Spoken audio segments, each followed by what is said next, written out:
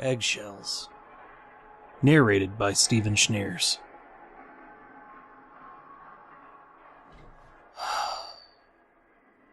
I don't know where to start. I know where I want to go, but not how to get there. I mean, how do you introduce something like this? How do you set it up? How do you get from point A to point B, when point B is bigger than anything, than everything?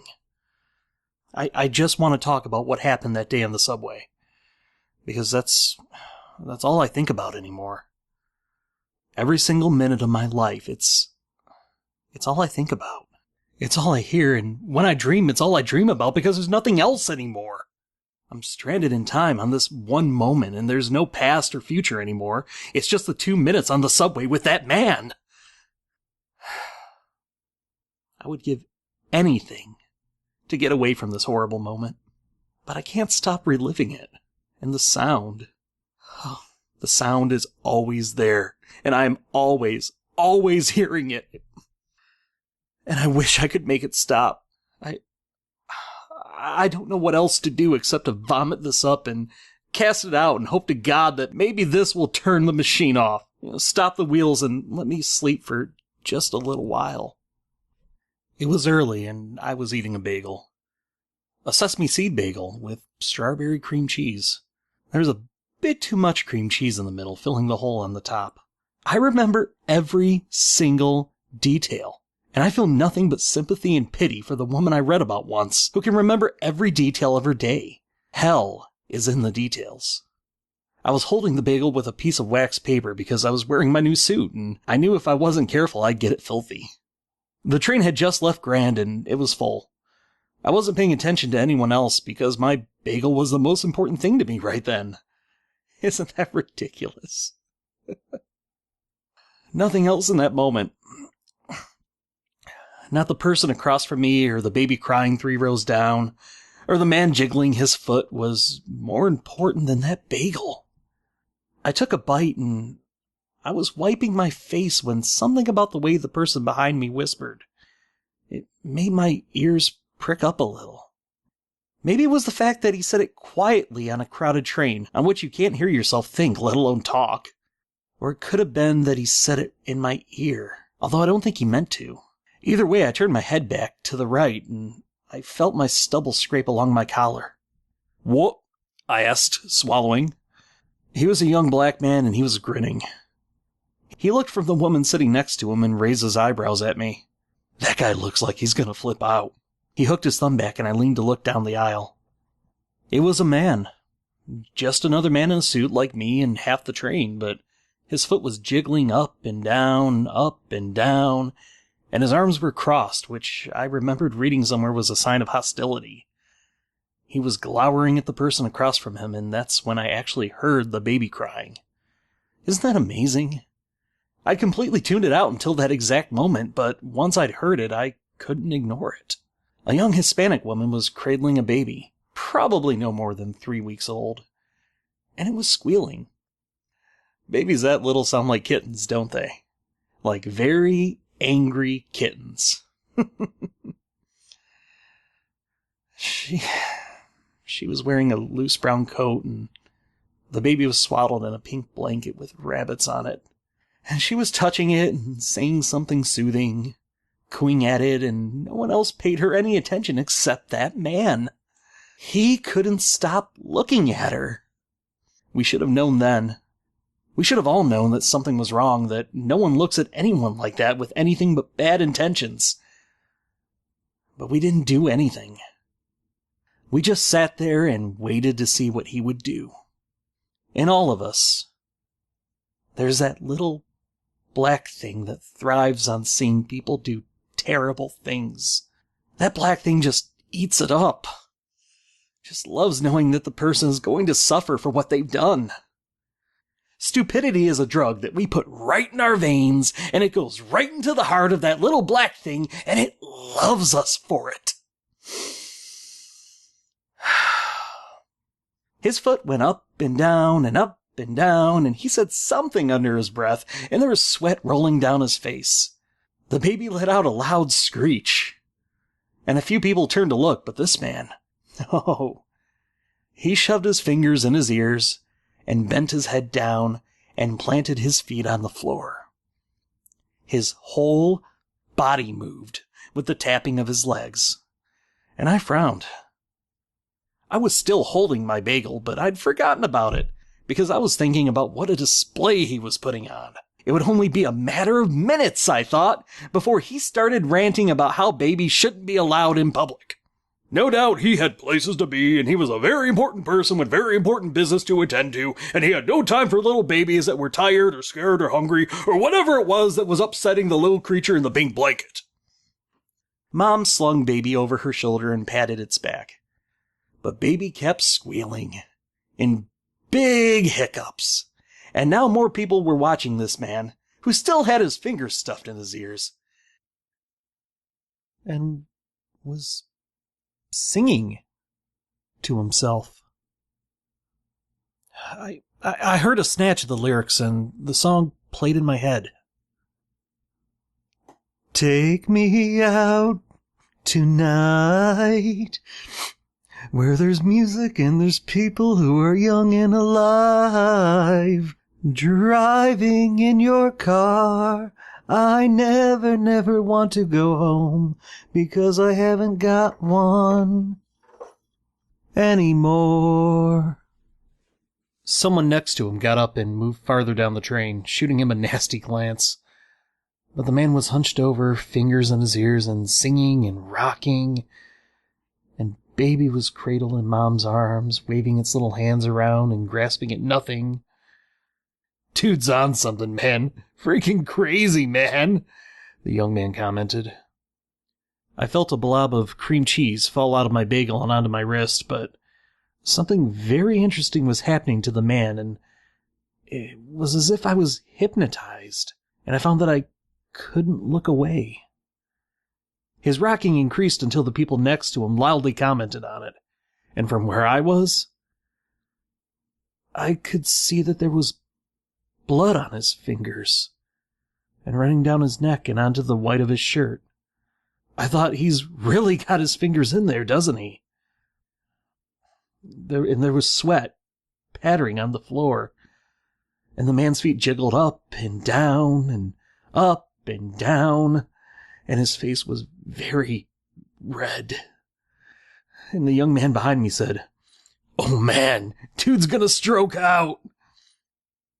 And then things happened very quickly. Huh. I remember everything.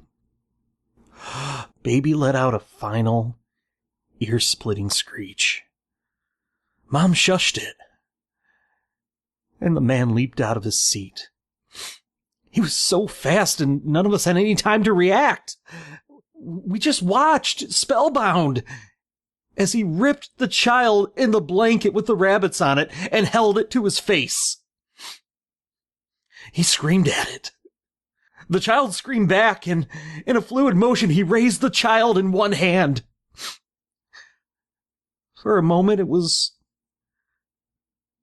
beautiful. The blanket fell away, and the child, which he held by the chest, was lit from behind by the light of the ceiling runners. The man's suit jacket flared open around his chest, extending behind him like strange wings, and he craned his head to look up at it. And for that moment, there was grace and stillness. And we watched him, the whole train, mesmerized at the strange beauty of the scene that we could not comprehend. And then the moment ended. And with all the strength the man had, he threw the baby to the ground. And with one shiny black wingtip, he stepped upon its head and crushed it. There was a splatter of very pale red and a sound like the cracking of an eggshell. The train was very still. It was quiet. The only sound was the wheels against the metal of the rail below us. The train swayed. Mom's arms were outstretched slightly, the hands cupped. Her eyes were downcast, and an image of the Blessed Virgin could not have matched the reverence in which her fingers curled against the empty air. The man, his shoe still upon what remained of the child, breathed heavily, blood running out of the ear that I could see. We were all very still. Then the mother began to scream. An explosion of movement around the man, like the flurry of birds taking flight, startled him and caused him to blink rapidly. His face lost color and sagged, and his eyes went wide with shock.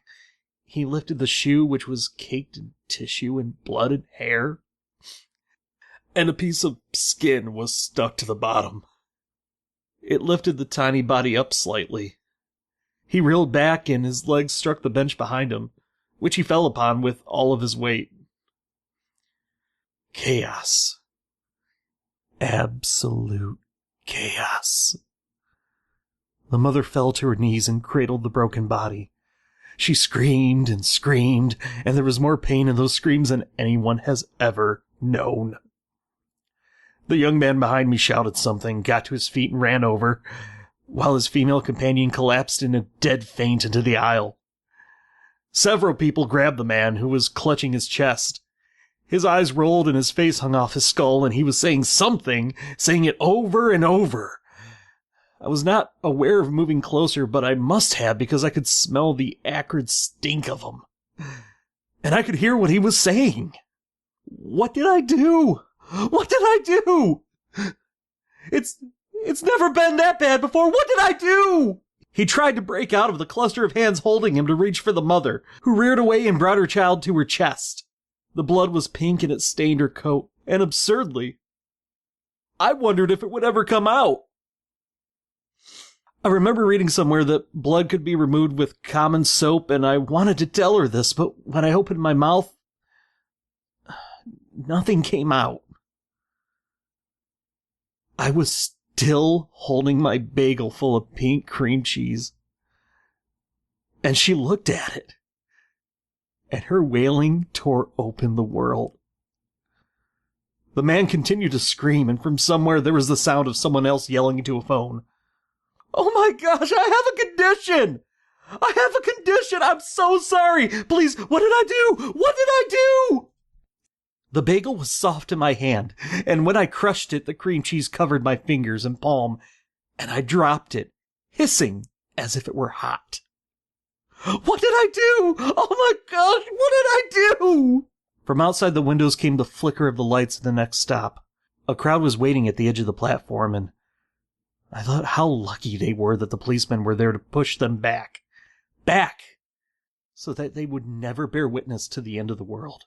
And all the while, the mother split the air open, and the man continued to cry out against the hands that held him to the seat. What did I do? What did I do? The man and the mother. It was a terrible symphony. For me, now, there is no past or future. There is no softness, or joy, or taste. I am stranded at the end of the world where there is nothing, where there can never be anything. In my dreams, I hear the cracking of eggshells.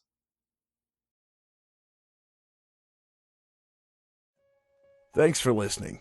The story you've just heard in this channel are fan-funded. Visit chillingtalesfordarknights.com today to become a patron and help us bring radio theater back from the dead. Just click support us, choose an amount you're comfortable with, and become a part of our family today. Just $2 per month gets you immediate access to our patrons area. There, you'll find advanced new releases, our incredible archive of over 300 hours of productions, plus never-before-heard bonus material. Best of all, it's totally ad-free and in HD MP3 format. You get insider updates from our production team, the secret stash of streaming downloadable HD indie films, and you get to experience our patrons-only one-on-one live events, putting you up close and personal with your favorite performers, unscripted and unrehearsed. All of this and more is yours today, and all you have to do is choose your level of support. Go to chillingtalesfordarknights.com now and join us as we turn off the lights and turn on the dark.